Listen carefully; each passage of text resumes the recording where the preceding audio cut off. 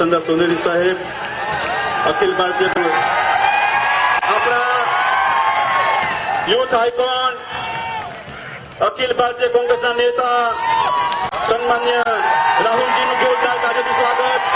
રાહુલ ગાંધી, રાહુલ ગાંધી.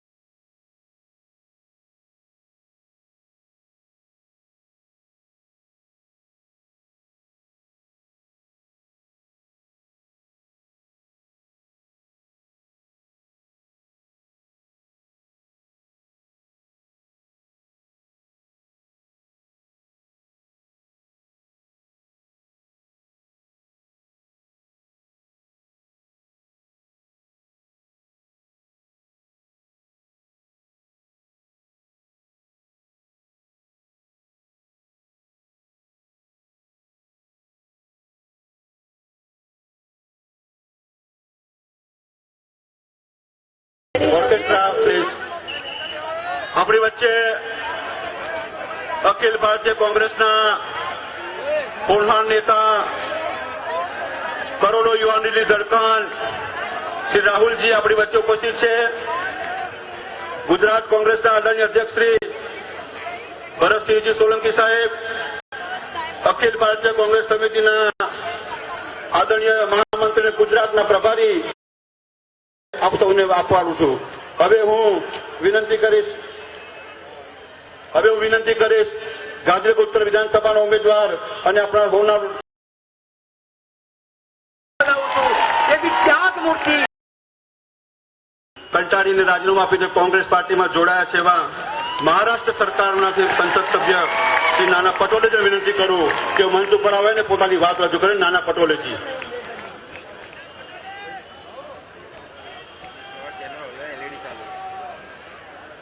जय सरदार.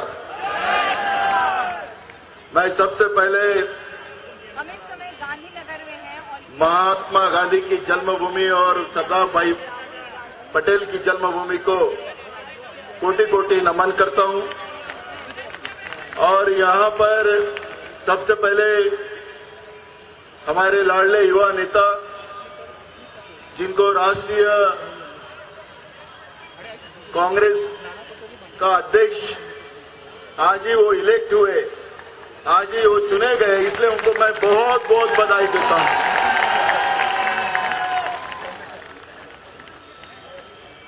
और मैं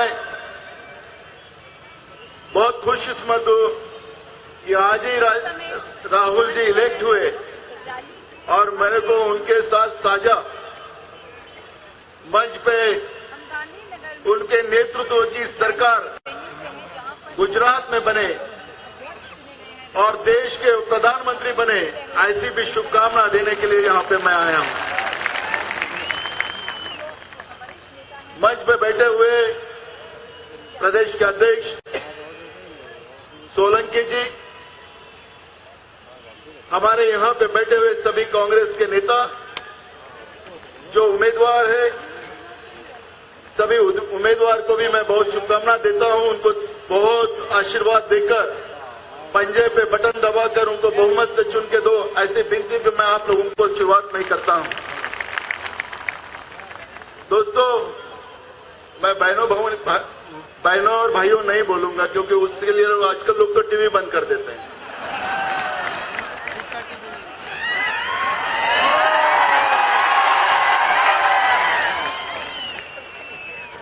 दोस्तों, मैं जैसे कहा जिला अध्यक्ष ने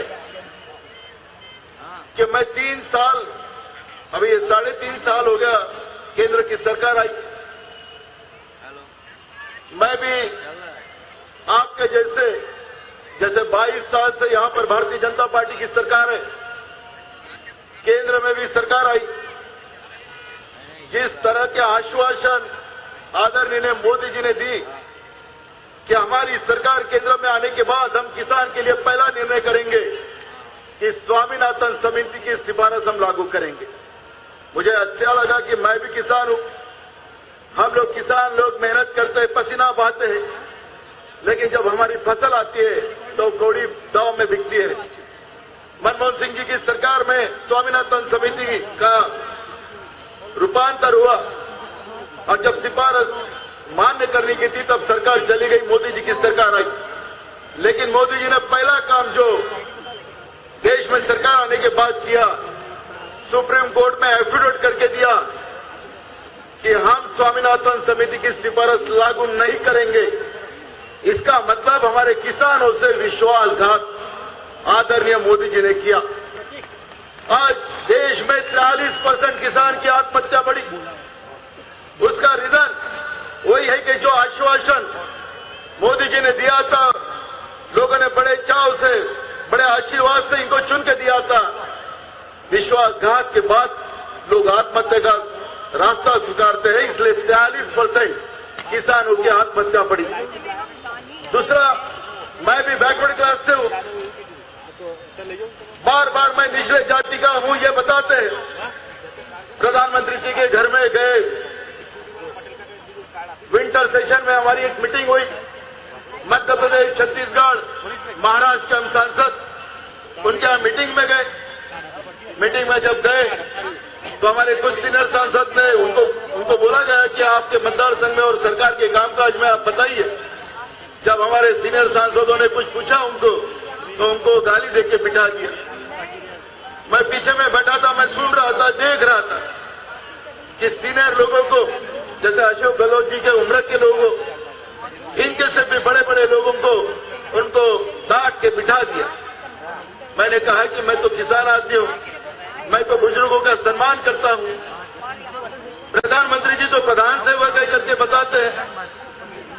तो मैंने कहा कि मैंने भी हाथ खड़ा किया। मैंने पूछा कि आप किसानों के लिए क्या करना चाहते थे? आप दुनिया में जाते हो तो इंग्लैंड में हमने देखा कि इंग्लैंड में 85% भागीदारी सरकार की खेती में होती है। आप जीएसटी चालू लगा रहे हो तो क्या किसान खेती में भागीदारी बढ़ाओगे? मेरे को डांट दिया, बोले किसान को हम क्या नहीं देते, आपको मालूम नहीं। मैंने कहा कि मैं किसान हूं और किसान को क्या मिलता है मुझे पता है। ठीक है, बैठो, हम देखेंगे। हमने कहा कि नहीं, मुझे और पूछना है।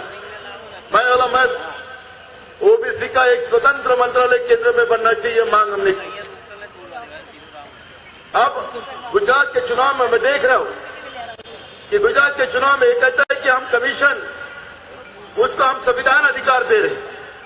लोकसभा में पारित हुआ और राज्यसभा में भारतीय जनता पार्टी के सांसद गायब कर दिए, लेकिन संवैधानिक अधिकार देने की व्यवस्था नहीं करी। उसका आरोप पूरा कांग्रेस पे लगाया गया कि कांग्रेस ने कमीशन को पास नहीं होने दिया।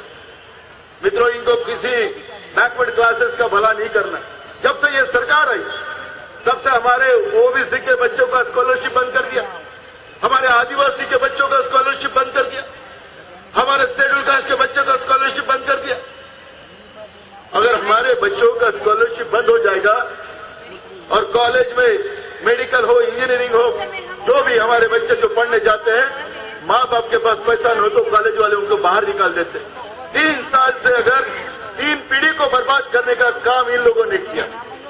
और जब मैं किसान और पिछड़े जाति का होने की वजह से, पिछड़े जाति का प्रधानमंत्री देश में आने के बाद ये सब उत्थान होगा, लेकिन जीएसटी और नोटबंदी में मैं तो ये लोग भ्रष्टाचार की बात करते हैं, मैं आप लोगों को बताता हूं कि नोटबंदी में जितना भ्रष्टाचार हुआ उसके सिवा देश में उससे बड़ा कोई भ्रष्टाचार नहीं हुआ।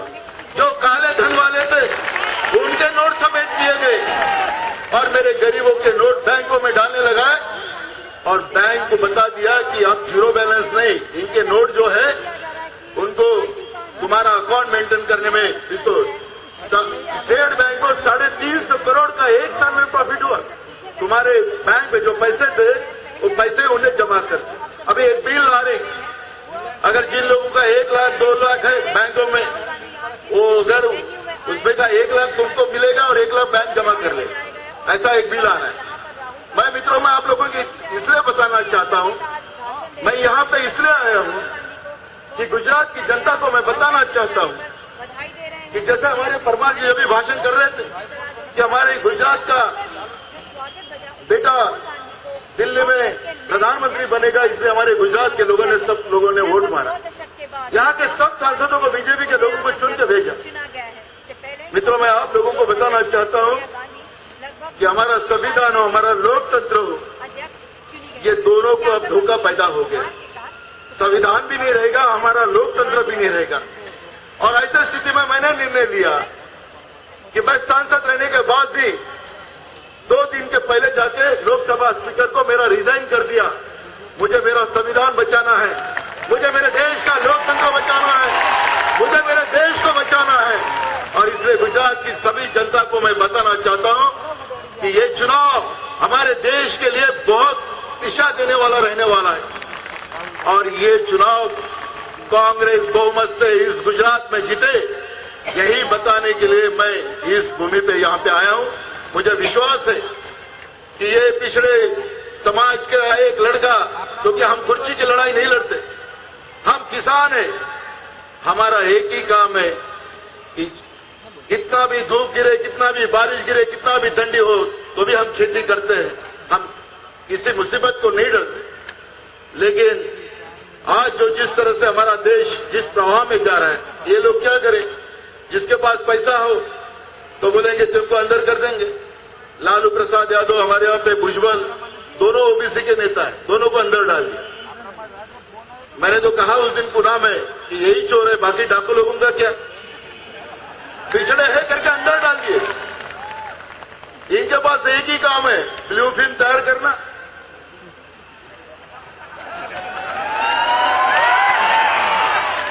दूसरा काम ही नहीं। अब नाना पटोले यहां आके बोला तो मेरा भी हार्दिक करेंगे, नहीं तो गोदरा करेंगे। बस इनके पास 2 ही दवा है। मित्रों मैं इस सब चीजों से नहीं, जब जनता का आशीर्वाद लोकतंत्र में होता है तो उसके लिए डरने की बात नहीं होती है। और जब हम प्रामाणिक है, हमारे जनता के प्रति प्रामाणिक है, तो हमें इस लोकतंत्र में डरने की कोई बात नहीं होती है। राहुल गांधी युवा नेता है, युवाओं का नुकसान मोदी जी ने किया है। आज 80% नौकरियां खत्म कर दी है। महाराष्ट्र में नोटबंदी के बाद, जीएसटी के बाद 5000 उद्योग बंद हो गए। केंद्र में सरकार आने के बाद 2 करोड़ युवाओं को नौकरी देंगे ऐसा कहा था। मुझे बताइए गुजरात में कितने लोगों को नौकरी मिली? मैं अभी सुन रहा था कि यहाँ पे जो लोगों को लगाया जाता है तो कॉन्ट्रैक्ट बेसिस लगाया जाता है, 3000 2500 रुपये पगार दिया जाता है। क्या हमारे युवाओं के साथ नाइंसाफी नहीं है? ना हमारे युवाओं के साथ मजाक है? हमारे युवा तड़पदार इस देश के अभी कांग्रेस के राष्ट्रीय अध्यक्ष जो बने हैं राहुल जी, वो हमारे युवा है। युवाओं के दिल की धड़कन को वो जानते हैं और हमारे युवाओं को एक दिशा दे सकते हैं। ऐसे युवाओं को आप सभी युवा राहुल जी को ताकत दे, वोटों का आशीर्वाद दो, यही विनती करने में आपके पास आया हूं। और मुझे विश्वास है कि गुजरात में बहुमत से कांग्रेस जीतेगी और राहुल जी के नेतृत्व की सरकार गुजरात में बनेगी, ऐसा विश्वास आपके सामने रखता हूं।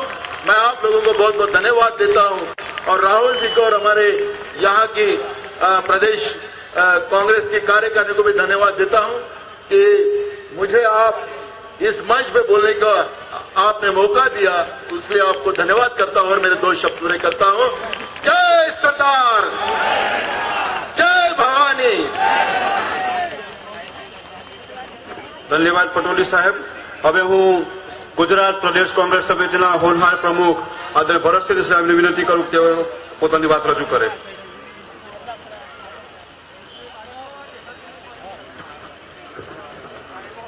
આપણા સૌના લાડીલા આ દેશનું એવું એક નેતૃત્વ